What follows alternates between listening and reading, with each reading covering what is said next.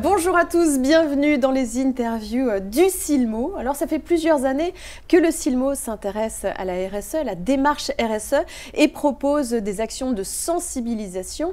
Mais cette année, en 2023, c'est la première fois qu'il y a un prix RSE. Alors pour en parler, eh bien, c'est notre experte Dominique Royer. Bonjour.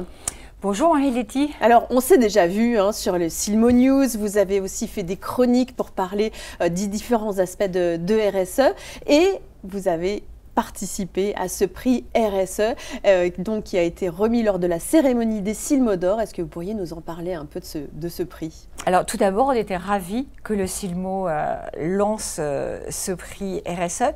Je tiens à préciser toutefois que le prix RSE est plutôt un facteur d'émulation que de compétition. C'est-à-dire que l'idée, c'était plutôt de se dire, au-delà de la sensibilisation, voyons, est-ce qu'on peut, à l'intérieur des différents exposants, déjà puiser des bonnes pratiques, voir s'il y a des choses qui émergent, voir s'ils sont motivés, et puis du coup, féliciter celui qui a été le plus loin, et c'est ce qu'on a fait en l'occurrence.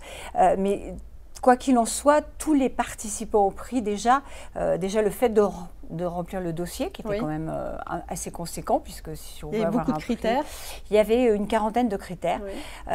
Donc c'était déjà qu'on était motivés, mais en plus de pouvoir remonter toutes ces bonnes pratiques et puis de participer, pouvoir espérer avoir le trophée, c'était un plus, mais pas que ça. Ce que vous voulez dire, c'est que c'était collectif en fait, c'était de brainstormer ensemble autour de la RSE. Exactement. Alors chacun remplit son dossier, mais de chaque dossier émergent déjà d'ailleurs, puisqu'on les a déjà sélectionnés, les bonnes pratiques. Il faut savoir aussi que le choix du Silmo a été assez audacieux dans la mesure où on ne se contente pas là de féliciter un opticien, un fabricant ou un détaillant pour un objet, pour une monture, ce qui est le cas d'autres prix qui existent par ailleurs. Par exemple. Voilà. Non, là c'est vraiment comment est-ce qu'on peut juger, autant que faire se peut, bien sûr, de l'ensemble de la démarche de l'entreprise. C'est-à-dire qu'on ne va pas sélectionner un produit qui va peut-être représenter, je sais pas, 0,5% du chiffre d'affaires, mais plutôt sélectionner la démarche globale de l'entreprise. C'est aussi pour ça que le questionnaire était un peu riche et qu'il y avait ces 40 critères pour nous aider à déterminer sur à la fois la partie environnementale, sociale et sociétale, quelle était la démarche de cette entreprise, à quel point elle était avancée, ce qu'elle avait mis en place. Alors par exemple, on ne va pas citer les 40, mais par exemple, est-ce qu'on pourrait en citer quelques-unes de ces questions qui ont été posées? Écoutez, il y avait des questions à la fois sur la gestion de l'énergie, aussi bien dans le cycle de vie du produit, tout au long de la fabrication du produit que dans la manufacture finale ou le siège social, etc. Il y avait évidemment la gestion de l'eau. Il y avait, on s'est intéressé aussi au sourcing de matières premières. Quel type de matières premières est mis dans les montures, les verres, etc. On s'est intéressé au transport, comment est-ce que les produits sont transportés, d'où viennent-ils. On s'est intéressé aussi à la façon dont l'entreprise prend en compte le bien-être au travail, quelles sont les conditions de travail des salariés, leurs conditions d'évolution dans l'entreprise. On s'est intéressé à la façon dont sont traités les fournisseurs et notamment, un point important, est-ce qu'il y a un cahier des charges pour les fournisseurs notamment pour les entreprises qui ne fabriquent pas elles-mêmes, mais qui achètent. Il y a plein de choses précises quand même. Exactement. Et alors, choses très précises. Le gagnant, si on peut appeler le gagnant, puisque vous venez de dire que finalement c'était une façon de s'enrichir de ce que faisaient les uns les autres. Et donc, néanmoins, il y a eu un vainqueur. Est-ce qu'on pourrait en parler ? Alors, le vainqueur, c'est Nikita, justement, qui est une entreprise berlinoise, allemande, qui a un engagement dans la RSE qui est depuis le début, en fait. Ils ont vraiment un engagement très fort dans la RSE et du coup, ils ont vraiment travaillé sur toutes les étapes. Ils ont travaillé aussi bien sur le sourcing des matières premières que sur le transport des matières premières. La fabrication est faite autour de Berlin, donc il n'y a pas beaucoup de transport. Et même quand ils vendent, ils font attention à la façon dont ils envoient leurs commandes. Ils ont fait attention, évidemment, à la façon dont ils traitent leurs salariés. Ils permettent aussi à leurs salariés salariés, de devenir des ambassadeurs de la RSE, d'avoir aussi la possibilité de faire de la sensibilisation autour d'eux. Ils ont vraiment, et puis ils sont intégrés dans la société dans laquelle ils vivent, enfin dans le territoire dans lequel ils vivent. Donc ils ont vraiment regardé le scope complet. Est-ce que ça veut dire que l'international est un peu plus en avance que les Français sur cette démarche RSE? Non, pas forcément, parce qu'effectivement, on a eu sur tous les dossiers, on a eu un tiers de dossiers internationaux, beaucoup de Français, et on s'est rendu compte qu'ils étaient peut-être plus en avance sur la prise en compte ou sur le fait de s'interroger sur certains types de critères, mais par contre sur le social par exemple, ils se prononçaient, on n'avait pas d'informations au niveau international, on a très peu d'informations sur le social, comme si ça les regardait à la marge, ce qui est quand même étrange. Et puis ils sont peut-être en avance sur certains types de matériaux, notamment aux États-Unis où il y a effectivement Eastman qui produit des matériaux recyclés, mais sinon pas forcément, non, pas forcément. Et la vision holistique, celle que je défends depuis le début, je fais des chroniques pour vous, la vision holistique, elle est plus prise en compte finalement par les lunetiers ou les fabricants, on n'a eu pas beaucoup de distributeurs malheureusement, mais les fabricants français que par les fabricants étrangers.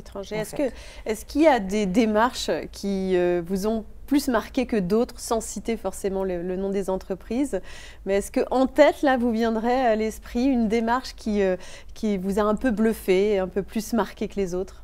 Oui, il y en a plusieurs. Il faut savoir que dans chaque dossier, on a trouvé des démarches intéressantes qu'on communiquera ensuite, sur lesquelles on vous donnera le détail, parce qu'elles peuvent être aspiratrices pour la filière dans sa globalité. Et puis, il y a quelques démarches qui sont particulièrement intéressantes, comme on a trouvé une entreprise qui fabrique des montures à grande échelle, donc à tous les niveaux de prix. Et donc, quand vous fabriquez à tous les quand vous fabriquez à tous les niveaux de prix, ce que j'ai cru comprendre, c'est qu'on ne pouvait pas forcément avoir de la fabrication française, donc on fabrique en Chine. Oui. Et donc, on a trouvé une entreprise qui avait un cahier des charges par rapport à ses fournisseurs en termes de RSE. Donc, le cahier des charges, on en a toujours en termes de design, de matière, etc. Mais là, il y avait un cahier des charges RSE qui est très fourni, très exigeant et très bien renseigné. Donc, ça, c'est quelque chose de très intéressant. On a trouvé une entreprise aussi qui, pareil, en France, qui est consciente qu'elle produit beaucoup de déchets, donc qui essaye de trouver des filières de recyclage pour ces déchets, ce qui est très, très important. On a trouvé une entreprise aussi qui s'intéresse aux clients. Je vais faire une petite parenthèse, c'est que lorsque vous regardez l'impact du cycle de vie de votre produit, c'est-à-dire toute la vie de votre produit depuis sa naissance, le sourcing des matières jusqu'à sa fin de vie, vous vous rendez compte que 19% de l'impact, c'est l'utilisation par le consommateur. Oui. Et du coup, on a trouvé des entreprises, il y en avait deux, qui vont beaucoup sensibiliser sur le consommateur, c'est la possibilité de réparer les lunettes. Il y a une autre entreprise qui donne tout un kit aux distributeurs pour réparer les lunettes. L'économie circulaire qui a été mise en avant. Exactement, ou pas forcément changer sa monture tout le temps. On n'a pas encore trouvé d'entreprise qui recommande aux consommateurs de revenir avec leurs anciennes montures pour mettre les nouveaux verres. Mais il y a des opticiens qui le font quand même. Ça sera pour la prochaine fois. Qui le proposent. Mais ça fait partie des pratiques qu'on a trouvées intéressantes, oui. Bon. Et si on avait quelques conseils aujourd'hui à donner aux entreprises qui n'ont pas osé forcément participer à ce prix RSE, est-ce qu'on pourrait leur donner des petits conseils sur leur démarche? Allez-y, foncez, vous êtes dans la bonne direction. Comment est-ce qu'on pourrait les guider pour participer à ce prix collectif? Déjà, je dirais que la première démarche, c'est-à-dire qu'en répondant au questionnaire, ça vous permet finalement de vous poser les bonnes questions par rapport à vos pratiques. Déjà, c'est une première chose. Donc rien que ça vaut le coup de le faire.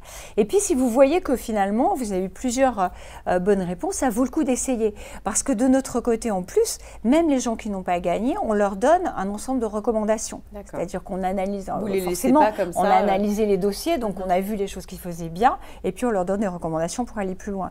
Et on a notamment une entreprise française qui est déjà très engagée, à laquelle il ne manque pas grand-chose, donc il suffit qu'on donne quelques recommandations et peut-être ce sera le grand gagnant de l'année prochaine, je ne sais pas, mais en tout cas, je pense qu'il ne faut pas hésiter à participer au prix et il faut prendre le temps de répondre à ce questionnaire parce que quelque part, vous vous posez les bonnes questions. Ça veut dire aussi que vous allez être proactif plutôt que d'être réactif et plutôt d'attendre que le ciel, la législation ou la demande des consommateurs vous tombe sur la tête.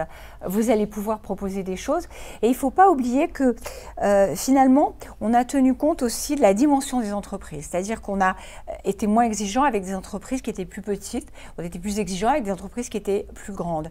Et puis, on ne demande pas aux entreprises qu'elles changent tout du jour au lendemain. Alors, vous me direz que Mikita est un mauvais exemple dans ce sens-là, parce qu'elle est vraiment, j'allais dire, presque parfaite, parce que personne n'est parfait, à commencer par moi. Donc, on ne peut pas être parfait sur ces sujets-là, mais qui a vraiment fait beaucoup de choses. Mais en tout cas, on donne aussi des bons points, si je peux m'exprimer ainsi, c'est pas très joli, mais aux entreprises qui essayent de passer à l'échelle. C'est-à-dire qui ne se contentent pas d'avoir quelques bonnes pratiques, mais qui essayent d'avoir un petit peu dans chaque étape de fabrication du produit, qui essayent de faire un petit peu et qui va pouvoir passer à l'échelle. Parce que notre sujet aujourd'hui, c'est de passer à l'échelle. Oui, comment est-ce qu'on va plus loin? On parle de démarche RSE. Est-ce que vous sentez quand même que les entreprises ont cette émulsion-là de justement aller vers cette responsabilité sociétale environnementale? Moi, je sens ça, oui. Alors, je sens ça pour... j'ai plusieurs critères d'évaluation. Le nombre de dossiers qu'on a reçus, sachant que les gens avaient très peu de temps pour répondre, qu'on a lancé ça assez tard, en fait, et que le dossier était complexe. C'est-à-dire que vous aviez combien de dossiers? On a eu une quarantaine de dossiers, oui, donc c'est pas mal du tout, surtout en aussi peu de temps. Et puis, j'ai senti ça aussi dans par exemple, tout à l'heure, j'ai fait un atelier sur le SILMO et j'ai vu qu'en fait, les gens, il y avait un public très intéressé qui interagissait beaucoup, qui posait beaucoup de questions. Et puis, en me baladant dans les allées, je vois aussi qu'il y en a pas mal qui ont quelques allégations environnementales à droite à gauche qui ne sont pas toujours appuyées sur des preuves, mais en tout cas, que quelque chose bouge, quoi. Donc, vous avez animé une table ronde effectivement sur l'espace conférence du SILMO. Quelles sont les questions qu'on vous pose de manière générale? De manière générale, on me dit je ne sais pas par où commencer. Ça, c'est la question générale qu'on me pose, mais pas que dans le secteur de l'optique, qui est valable dans tous les secteurs. Ça, c'est la première question. Et la deuxième question, c'est des points plus techniques. Là, en l'occurrence, on a beaucoup discuté des matières premières. Comment est-ce qu'on va faire pour monter une filière de recyclage? Il y a eu des questions aussi sur les consommateurs. Qu'est-ce qu'ils recherchent vraiment ça? Et quand ils recherchent vraiment ça, qu'est-ce qui va les toucher? Oui. Il y a des questions aussi sur l'impact, le véritable impact environnemental de la lunette, puisque tout le monde va communiquer sur la matière première de la lunette. Or, la matière première, c'est pas du tout le premier impact de la lunette. C'est le après. Oui, c'est la fabrication, c'est le polissage des verres, c'est l'étape des consommateurs, voilà. Et il y a aussi l'étape du magasin qui est importante. Donc j'espère que l'année prochaine, on aura encore avancé. Des distributeurs qui vont aussi avoir fait des efforts sur ces sujets-là. Bon, merci infiniment d'avoir passé quelques instants ici sur cette interview du SILMO. Merci beaucoup. Merci, et puis, on va se retrouver peut-être pour d'autres chroniques. On va voir pendant l'année. Oui, de toute façon, il faut surveiller le site du SILMO puisqu'on va produire l'écrit de toutes ces bonnes pratiques qu'on a rencontrées et qu'on va communiquer au plus grand nombre pour qu'ils puissent en profiter. Merci infiniment. Merci à vous. Et nous on se retrouve très vite pour une autre interview du SILMO.